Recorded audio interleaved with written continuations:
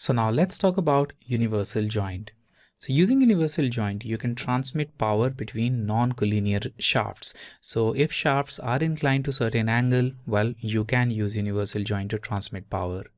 Now in this case, I have these two joints here, and as you can see, they are not collinear. They are actually inclined to an angle of 120 degree as shown by this construction line. Also, currently we have only two mates applied, two concentric mates, and these two mates will keep this axis as well as this hole concentric, this axis and this hole concentric. Now let's apply universal joint between these two joints. For that, I'll go to mate and I'll go to mechanical tab, and here we have universal joint. Now we need to start with only the two shafts, and the two shafts, well, you can define it using this hole and this hole, or maybe just select this surface and this surface. So here I'll just select this face right inside this. You can also select the axis if you want to, but in this case I'll just select the surface here, and then I'll select this surface. And that's all we need at this point. There is an option of defining the joint point as well, but let's not do that. We'll do it in a moment. So with only these two options, click OK and OK again, and we now have the universal joint. So if I rotate this shaft, the second one should rotate with it, and it is rotating, but we have a problem. It is just free to move like this. So to restrict this motion, I'll select this point and this face, control select it, and then make it coincident.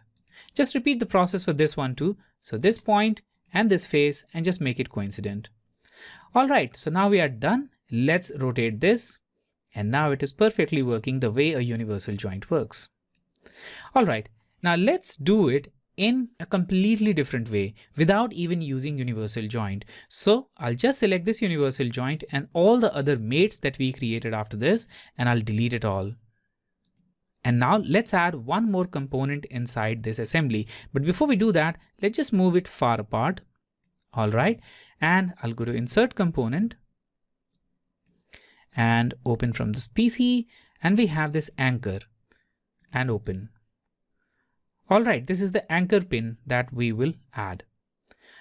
Now, this anchor pin will join these two holes and these two holes together. So let's start with concentric mate. So I'll select this one and control select this hole and just apply the concentric mate. Repeat the process for other side. So this and this, actually not the axis. So I'll just repeat it, this hole and this face, and this should be concentric too. There we are.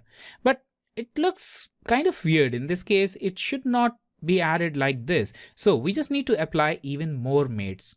So the first one is width mate. We just want to keep it exactly at the center of this joint. For that, I'll select this face right here, and then control select this face, and then control select this face, and control select this face. So after four faces selected, well, we will be able to apply the width mate. So if you select mate, SolidWorks will directly suggest width mate based on your selection. Click OK, and we are done. So for one of these shafts, the width mate is added, but we just need to add it on the second one too. But adding it on the second one is quite difficult. So first I'll go out of this mate, and as you can see, there are now several components blocking our view. So in order to just add it on the second one, you can hide the one where you've already added. So this width mate is added here, so we can hide this. So simply hover your cursor over that component and press the tab key, and that's going to hide it. Now we have the free view and we can just work with it. So to apply the width mate, once again, just select this face and then control select this face. And if you don't see it clearly, simply type G key and that's going to just zoom in.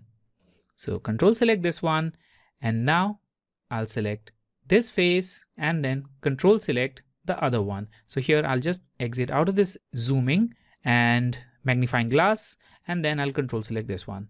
All the four faces are selected. Simply select mate, and as expected, it will recommend width mate. And click OK and OK again. All right, so that's also added. Now we can bring back the hidden component, which is joint 2. Just bring it back, show components. All right, so we've got all of these joints here. Now let's see if it's working. So if I rotate this, right out of the box, it is working even without using any universal joint mate because all the constraints are properly applied here. So it is going to work right out of the box. All right, but what if we want to apply that mate even in this situation? Well, if that's the case, you can very much do it in this case too. So let's do it. Let's apply the universal joint even in this situation. Now to do that, go to mate, select mechanical, and now select universal joint. After selecting this, once again, you need to start with the selection of mate. So you can select the faces, or if you know the axis, well, you can select the axis too. I'll just select the face right here and then the face right here.